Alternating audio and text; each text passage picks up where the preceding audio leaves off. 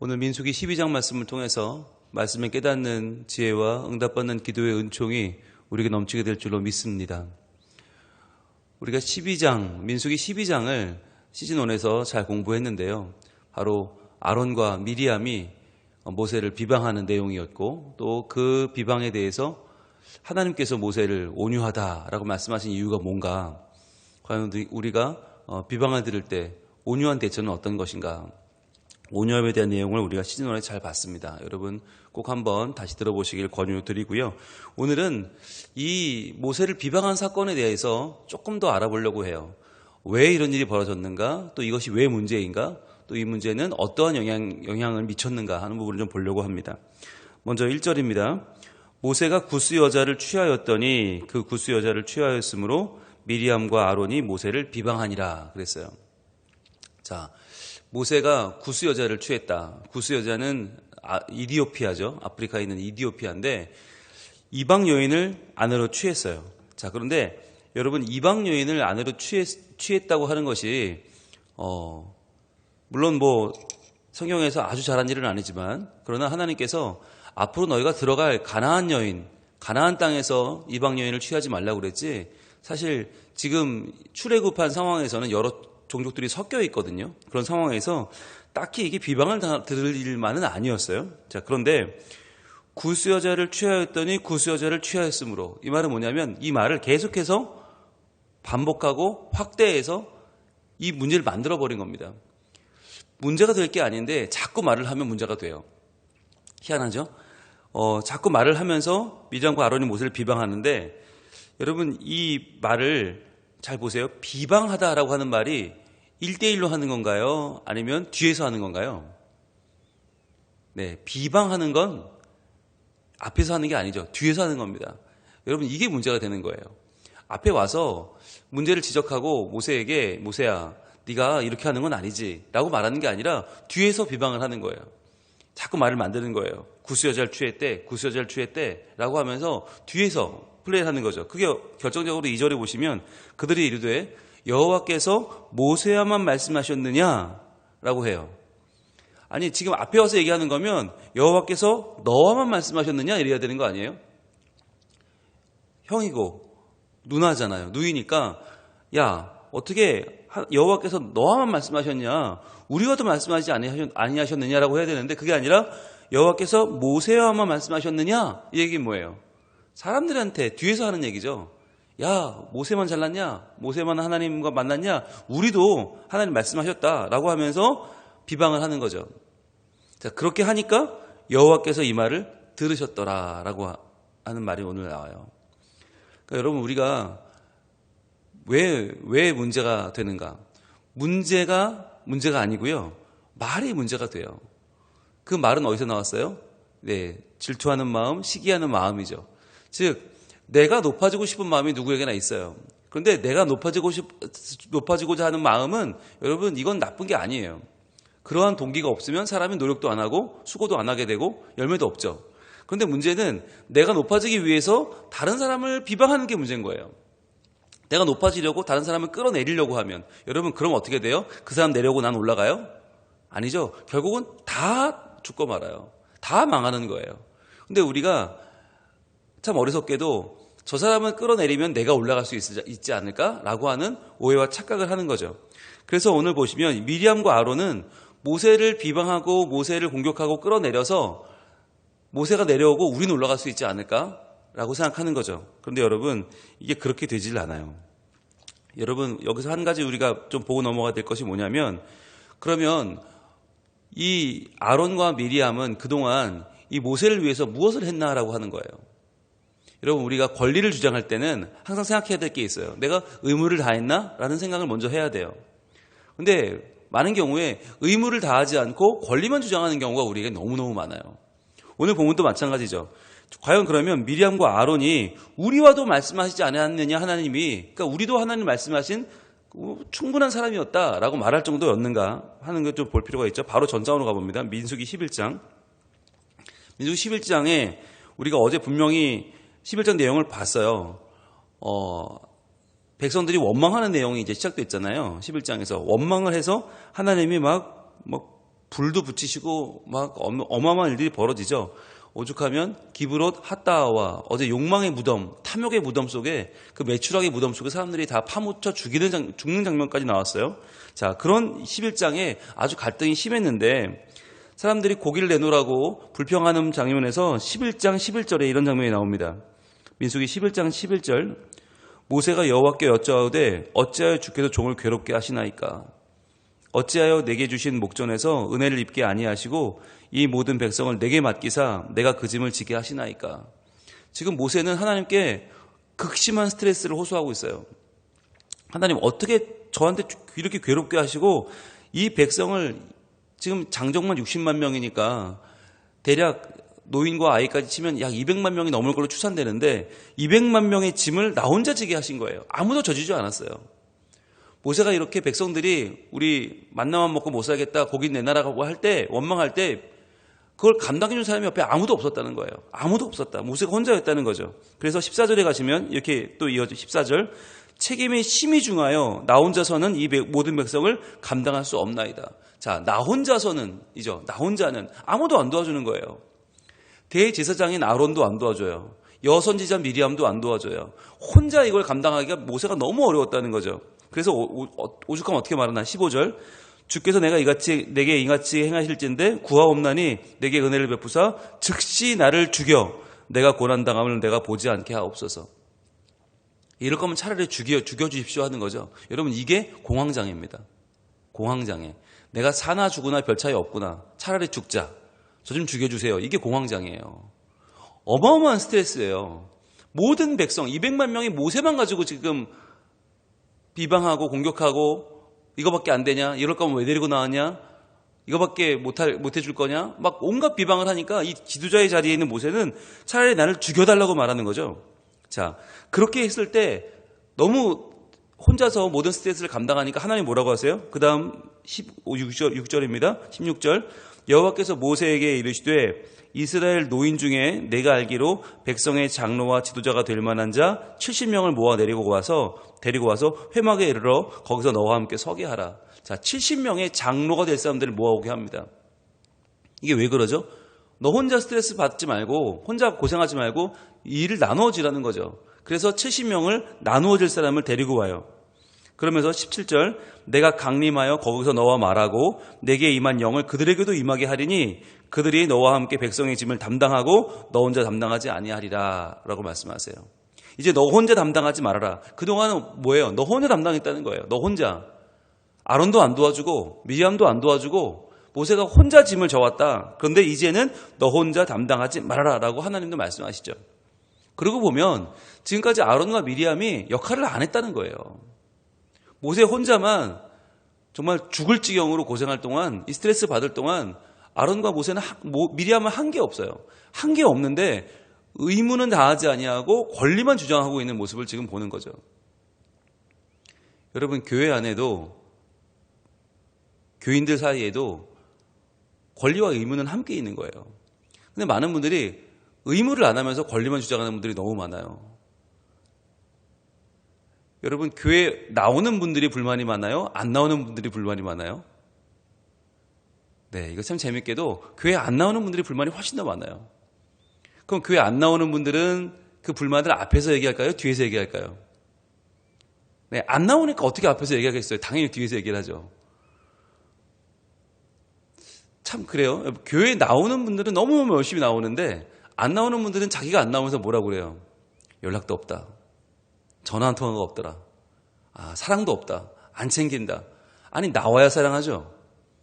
나와야 뭐 얼굴 보고 반갑게 맞이하죠. 자기가 안 나오면서 교인들이 사랑이 없다. 전화도 안 한다. 연락도 없다.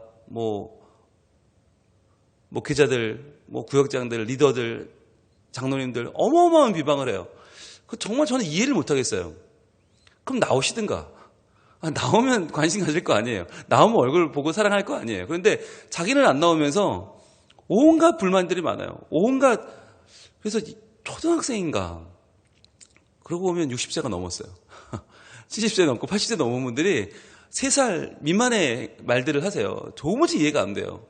그래서 교회 안에서 열심히 수고하는 일꾼들을 깔아 뭉개고 정말 아무것도 안 하는 사람들처럼 만들어버리는 경우가 너무 많아서 저는 그런 얘기 들을 때마다 너무 화가 나요. 왜 그러실까? 물론 그런 얘기를 들으면 급히 전화를 하죠. 급히 전화도 하고 뭐 찾아도 가고 합니다. 근데 여러분, 그러면 이제 못 이기는 채 나오세요. 이게 뭐죠? 여러분, 예배 나오는 게 하나님 앞에 나와 헌신하고 예배하는 게 아니라 누가 나를 알아주면 나오겠다. 누가 나에게 전화해주면 나오겠다. 찾아와주면 나오겠다. 여러분, 이거는 하나님 앞에 나오는 예배의 자세는 아닙니다. 분명하게 우리가 아셔야 되는데, 물론 이 자리에 지금 나와 계신 분들은 아무런 죄가 없습니다. 네, 아무런 죄가 없고 그분들이 이걸 들으실지 모르겠습니다. 그러나 여러분, 분명한 것은 안 나오면서 알아주지 않는다고 불만하고 왜 나를 챙기지 않냐, 왜 사랑이 없냐, 내 이놈의 교회 못 다니겠다. 그건 여러분 대단한 잘못입니다. 그건 하나님 앞에 정말 부끄러운 일입니다. 오히려 열심히 하는 분들을 길을 꺾고 일을 못하게 만드는 아주 무시무시한 죄입니다. 근데 많은 분들이 그걸 몰라요. 그걸 모르고 그건 무슨 권리인 양 알아요. 왜 연락 안 하냐, 왜 안 찾아오냐. 여러분, 저는 공동체를 해치는 너무너무 큰 문제다.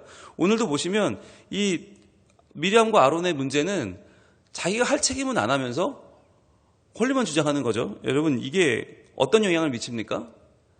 이것은 단순히 모세와 미리암, 아론의 문제로 끝나지 않아요.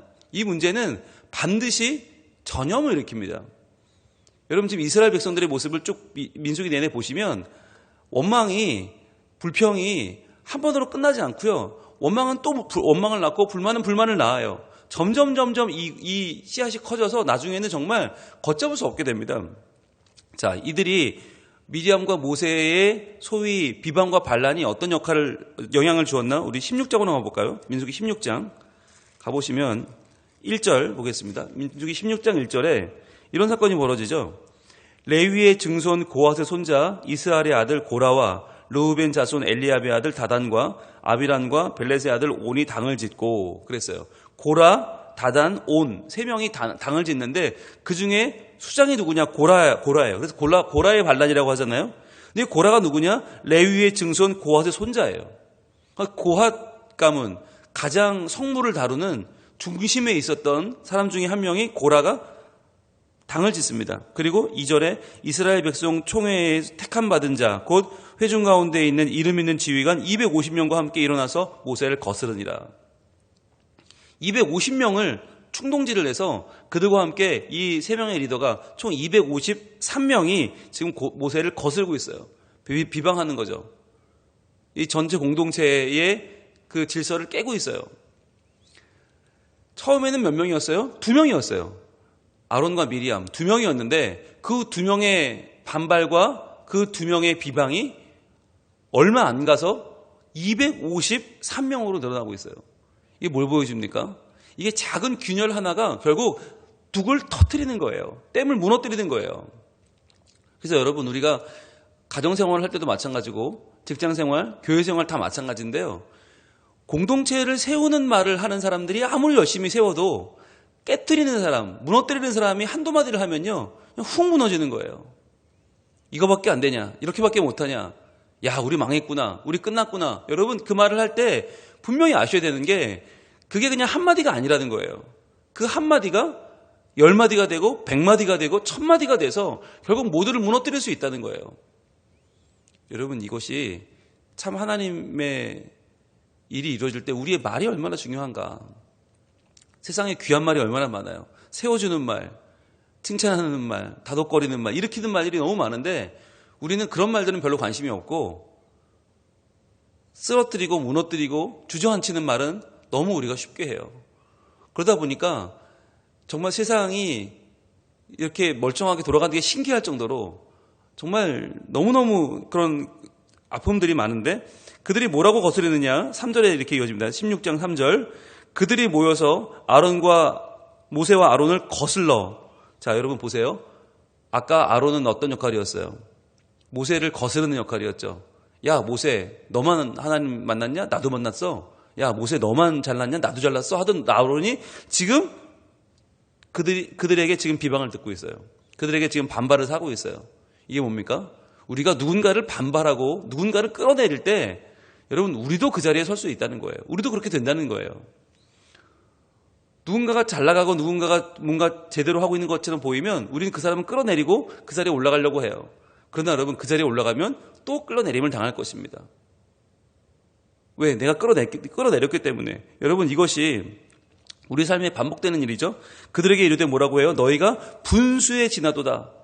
분수에 지나대요. 아니 모세와 아론이 분수에 지나게 한 게 뭐가 있어요? 자기네가 볼 때 너희들은 분수에 안 맞다는 거죠. 판단하는 거죠. 그러면서 회중이 다 각각 거룩하고 여호와께서 그들 중에 계시거늘 너희가 어찌하여 여호와의 총회 위에 스스로 높이느냐라고 불만을 하죠. 여러분 이 말은 맞는 것 같지만 틀린 말이죠. 회중이 다 거룩하다. 맞죠? 여호와께서 그들 중에 계시거늘 맞죠? 근데 여러분 앞에 전제가 맞다고 해서 뒤에 주장이 맞는 건 아니에요. 너희가 어찌하여 여호와의 총회 위에 스스로 높이느냐. 스스로 높인 적 없죠. 하나님이 높여주신 거죠. 하나님이 불러내셔서 일을 시켰죠. 그런데 니들이 아무 자격도 없이 스스로 높여서 그 자리에 가 있으니 내놔라라고 비방하는 것이죠. 여러분 이러한 비방이 어디서 나왔나? 결국은 12장에서 출발한 거죠. 여러분 우리가 어제 기브롯 핫다와 사건을 보면서 탐욕의 무덤 사건을 봤잖아요. 고기 내놓으라고 주장하다가 하나님이 그래 실컷 먹어봐. 메추라기를 엄청나게 내려주셔서 그것을 잡아서 저장하고 먹고 탐욕을 부리다 결국은 수많은 사람들이 죽죠. 여러분 이러한 사건 직후라면, 이러한 거대한 재앙이 일어난 직후라면 어떻게 말을 해야 될까요? 이런 큰 재앙 뒤에 어떻게 분위기를 만들어 가야 됩니까? 12장이 어떻게 시작해야 됩니까? 아론과 미리암이 나와서 모세를 위로하고 모세와 힘을 합해서 새롭게 그 백성이 하나님 뜻대로 출발하더라. 이렇게 시작해야 맞는데 12장은 미리암과 아론이 모세를 비방하니라 라고 시작을 하는 거예요. 그러니까 이게 뭐냐면 사태가 안 좋으면 하나로 뭉쳐야 되는데 사태가 안 좋을 때 서로 비방하고 서로 탓을 하고 서로 공격하고 그렇게 해서 분위기가 더 가라앉아 버리는 인간의 현실을 보여주는 것이죠. 여러분 과연 우리는 어떠한 모습입니까? 과연 우리 가정은 어떤 가정입니까? 문제가 생겼을 때 하나가 되고 서로 도와주고 위로하면서 그 문제를 해결해가는 사람들인가? 아니면 그 문제가 일어났을 때 서로 탓을 하고 너 때문에 그래 너 때문에 그래 서로 공격하고 서로 마음을 상하게 해서 결국은 분열되고 쓰러지고 마는 가정인가? 여러분 세상에 못 견딜 일은 없어요. 어떤 일도 도리어 그 문제로 더 단단해지고 더 하나가 돼서 문제를 극복해낼 수 있어요. 그런데 분위기가 그렇게 되지 못하면 그걸로 무너지는 거죠. 지금 이스라엘 백성들도 11장의 기브롯 핫다와 탐욕의 무덤 이후로 12장은 더 하나가 돼서 더 하나님을 따라가고 하나님을 붙잡을 수 있었어요. 그런데 그게 아니라 제일 중심에서부터 무너지기 시작한 거죠. 아론도 무너지고 미리암도 무너지면서 걷잡을 수 없는 일이 벌어져요. 자, 그래서 결론이 어떻게 됩니까? 오늘 다시 이제 민수기 12장으로 돌아오시면 12장 돌아오면 12장 9절에 이렇게 이들이 벌린 이 사건이 어떤 결과를 가져오는가? 12장 9절 여호와께서 그들을 향하여 진노하시고 떠나심에 그랬어요. 여호와가 너무 화가 나신 거예요. 여러분 하나님이 웬만큼 꼴 보기 싫으면 웬만큼 보기 싫으면 어떻게 하세요? 차라리 진노하시고 벌을 주세요. 차라리 벌을 줘서라도 이 백성이 돌아올 것 같으면 벌을 주고 하나님이 어떻게든 수를 쓰시거든요. 그런데 진노하시고 떠나셨다라고 하는 건 뭘까요? 진저리를 치시는 거죠. 야, 안 되겠구나. 아무리 내가 11장에서 불을 내리고 11장에서 메추라기를 내려서 저것들을 묻어버려도 안 되는구나. 이제 이 백성은 아예 가망이 없구나. 하나님이 떠나버리신다. 여러분 이게 두려운 거예요. 지금 불이 붙은 게 중요한 게 아니고 메추라기에 갇힌 게 중요한 게 아니고 그 이후로 분열되고 비방하고 싸우면서 우리 가운데 찾아온 이 미움의 영, 분열의 영 때문에 하나님이 견디지 못하고 떠나신다. 여러분 이것을 우리는 두려워해야 되는 거예요. 그래서 어떻게 이것이 사인으로 드러납니까? 10절에 이렇게 나옵니다. 구름이 장막 위에서 떠나갔고. 이게 중요해요. 여러분 분홍색을 들고 표시해 보세요. 구름이 장막 위에서 떠나갔고. 지금 이 민수기의 핵심 중에 핵심은 구름이죠. 구름은 하나님의 영광, 하나님의 임재. 그 구름이 장막 위에 있을 때 어떻게 돼요? 그 사인을 따라 걸어가면 돼요. 구름이 올라가면 우리도 따라가고 멈추면 따라 멈추고, 이 구름이 하나님의 임재고 이것이 우리 삶의 사인이죠. 그런데 구름이 떠나갔단 말이에요. 이 떠나갔다고 하는 말은 구름이 출발하자고 알려주시는 그 알라, 올라간다라고 하는 알라라는 동사가 아니고, 여기는 알라가 아니라 수르라는 동사가 나와요. 수르는 떠나갔다는 얘기인데, 돌아서 떠나갔다. 주로 수르라는 단어를 언제 쓰냐면 인간이 하나님을 배역할 때, 하나님을 거역하고 돌아설 때 쓰는 단어가 수르예요. 그런데 이 수르를 하나님께 쓰면 뭐냐? 하나님도 그 거역한 백성, 배역한 백성이 너무너무 보기 싫어서 하나님 돌아서신 거예요. 하나님 떠나버리신 거예요. 그게 수르예요. 즉 구름이 장막 위에서 떠나갔다는 얘기는 하나님의 영이 떠났다는 거예요. 하나님의 임재가 떠났다. 즉 이 민수기 광야에서 그들은 길을 잃은 것입니다. 왜 길을 잃나? 여러분, 불평불만하고 그들이 하나님 원망하고 할 때만 해도 하나님 사랑하셨어요. 어떻게든 그들을 챙기고 돌아오게 하셨어요. 그러나 그들이 서로 비방할 때 하나님은 떠나버리신다. 여러분, 이게 굉장히 중요해요. 우리는 하나님을 원망하고 하나님께 불평하는 건 죄라고 생각하고 서로 비방하는 건 그보다 더 낮은 죄인 줄 알아요. 즉 하나님께 차라리 원망하는 건 그거는 절대 하면 안 되지만, 서로 비방하는 건 뭐 어때? 우리 서로 좀 잘못한 거 잘못했다고 그러는데, 이 정도는 여러분 쉽게 생각해요. 그런데 하나님 보실 때는 차라리 우리가 하나님께 원망한다. 그건 하나님 인정하는 거잖아요. 하나님은 우리가 인식하고 하나님 붙잡고 있는 거예요. 그런데 여러분, 서로 비방하는 건요, 하나님을 잊어버린 거예요. 하나님을 잊어버리고 하나님을 마치 우상 취급하고 안 계신 분 취급하니까 하나님을 사랑하는 우리 서로를 공격할 수 있고 비방할 수 있고 없는 얘기 지어낼 수 있고 뒤에서 말만 들어서 공격할 수 있는 거죠. 여러분, 그런 모습 보면 하나님은 떠나버리신다. 굉장히 중요한 오늘 말씀인데, 우리가 서로를 사랑하고 배려하고 서로 받아주는 것이 정말 하나님 앞에 얼마나 귀한 일인가 하는 거예요. 서로 화목하고 평화하고 화평한 것이 얼마나 중요한가. 그렇지 않으면 하나님 떠나버리신다는 거죠. 여러분, 이렇게 하나님께서 성령의 임재가 떠나버릴 때 우리에게 어떤 일이 벌어지죠?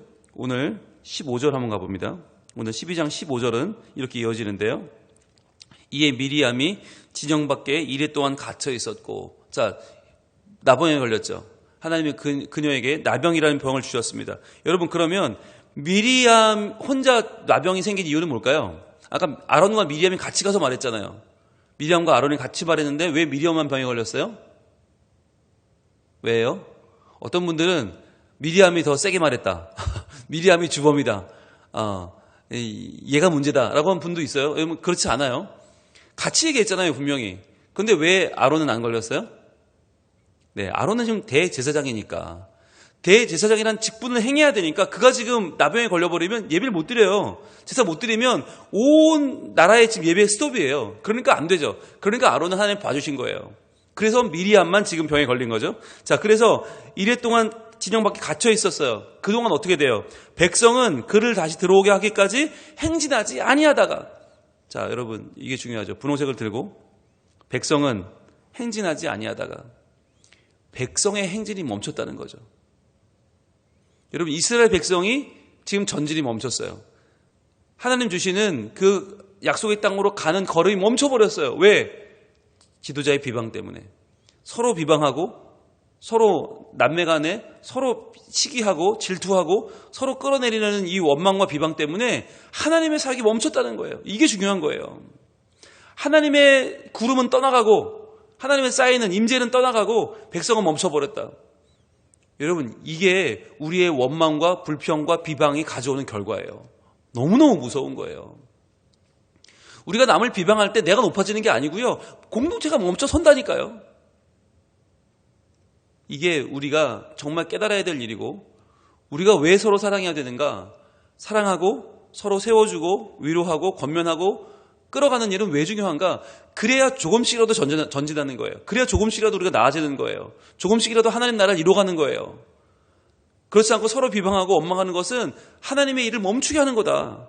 자, 그렇게 해서 멈추어 있다가 7일이 지난 다음에 어떻게 해요? 16절, 그 후에 백성이 하세롯을 떠나 바란 광야에 진을 치니라 그랬죠. 그 후에야 백성이 떠날 수 있었다.